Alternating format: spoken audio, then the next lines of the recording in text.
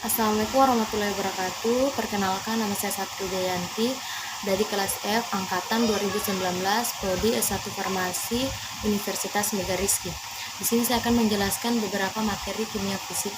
Yang pertama yaitu materi dan energi. Materi adalah sesuatu yang memiliki massa dan ruang. Wujud zat ada 3, yaitu pertama padat, yang kedua gas, yang ketiga cair. Selanjutnya yaitu massa. Massa adalah banyaknya suatu materi yang terkandung dalam suatu zat. Perubahan materi ada 2, yaitu perubahan fisika dan perubahan kimia. Perubahan fisika adalah perubahan yang tidak menghasilkan materi baru, yang berubah hanyalah bentuk dan wujud materi. Sedangkan perubahan kimia adalah perubahan yang menghasilkan materi baru. Ciri-ciri perubahan fisik yaitu yang pertama bersifat sementara, yang kedua tidak menghasilkan zat baru, dan yang ketiga yang berubah hanyalah wujud dan ukuran. Ciri-ciri perubahan kimia yang pertama bersifat permanen, dan yang kedua terjadi perubahan susunan zat, yang ketiga menghasilkan zat baru. Unsur adalah zat yang paling sederhana yang tidak dapat diuraikan menjadi zat lain yang lebih sederhana. Senyawa adalah gabungan dari beberapa unsur yang terbentuk melalui reaksi kimia. Hukum kekekalan energi. Energi tidak dapat diciptakan maupun dimusnahkan. Energi kinetik adalah suatu energi yang dimiliki oleh materi yang bergerak. Energi potensial yaitu energi yang dikandung oleh suatu materi tergantung dari tinggi rendahnya suatu materi. Energi panas adalah energi yang ditimbulkan karena adanya gerakan partikel. Materi yang kedua yaitu tentang sistem periodik unsur. Ada 3 perkembangan penyusunan unsur. Yang pertama, triade Dobereiner. Triade Dobereiner adalah orang pertama yang menemukan adanya hubungan antara sifat unsur dan massa atom relatif. Yang kedua, daftar Mendeleev. Daftar Mendeleev menemukan hubungan lebih terperinci antara sifat unsur dan massa atom relatif. Dan yang ketiga yaitu sistem periodik modern. Sifat-sifat atom dalam SPU, yang pertama jari-jari atom, kedua energi ionisasi, ketiga afinitas elektron. Afinitas elektron didefinisikan sebagai perubahan energi dari atom netral ketika sebuah elektron ditambahkan di dalam atom untuk membentuk ion negatif maupun ion positif. Materi yang ketiga yaitu ikatan ion.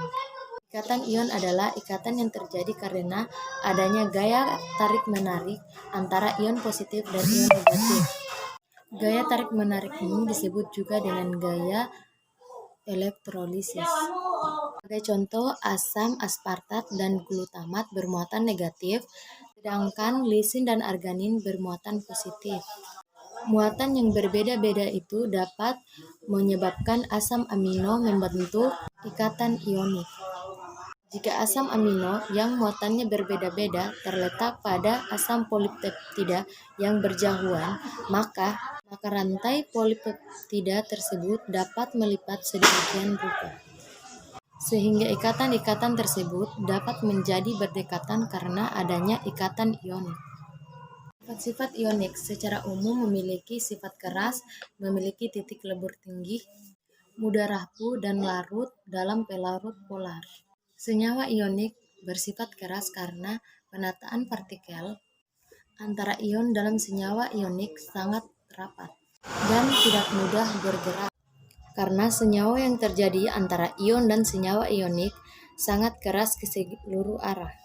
Titik lebur dan titik didih yang tinggi karena ikatan antara ion yang kuat dan ke segala arah, sehingga untuk memutuskan memerlukan energi yang besar dan titik didih yang tinggi. Rapuh. Meskipun keras, senyawa ionik bersifat rapuh atau mudah hancur. Ion yang berada di bagian luar atau permukaan tidak akan terikat kuat dalam senyawa, karena hanya terikat pada sebagian ion yang ada di dalam dan memungkinkan terjadinya tolakan antara ion yang bermuatan sejenis. Selanjutnya, mudah larut dalam pelarut polar. Senyawa ionik mudah larut dalam air karena terjadi interaksi antara ion Terjadi interaksi antara ion pembentukan senyawa ion. Ikatan kovalen adalah ikatan yang terjadi akibat pemakaian pasangan elektron secara bersama-sama oleh dua atom. Pasangan elektron yang dipakai bersama disebut pasangan elektron ikatan. Jenis ikatan kovalen dibagi berdasarkan dua, yaitu berdasarkan bentuknya dan berdasarkan polimerisasinya. Yang kedua, ikatan kovalen rangkap dua. Jadi ikatan kovalen rangkap dua adalah ikatan yang memiliki dua pein. Yang ketiga adalah ikatan kovalen rangkap tiga, yang dimana ikatan kovalen rangkap tiga yaitu ikatan yang memiliki tiga pasang ikatan pein. Sifat fisika logam mencangkup beberapa sifat karakteristik sebagai berikut. Yang pertama, daya hantar jenis listrik yang tinggi. Yang kedua, daya hantar jenis listrik yang panas yang tinggi. Yang ketiga, mengkilapnya permukaan. Dan yang keempat, kemampuan merubah bentuk tanpa retak bila menderita ketegangan. Sifat kimia logam kebanyakan adalah logam bersifat sebagai donor elektron dalam reaksi-reaksi. Ion-ion biasanya adalah ion positif. Ini dihubungkan dengan rendahnya ionisasi atom logam, dan fakta bawah biasanya dapat kurang dari 4 elektron dalam tingkatan energi terluarnya. Ciri-ciri ikatan logam.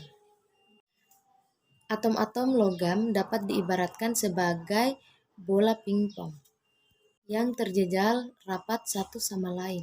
Yang kedua, atom logam mempunyai sedikit elektron valensi. Maka dari kulit terluar, atom logam relatif longgar.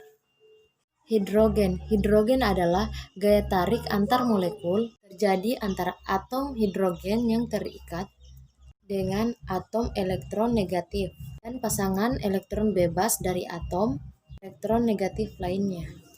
Sekian dan terima kasih. Wassalamualaikum warahmatullahi wabarakatuh.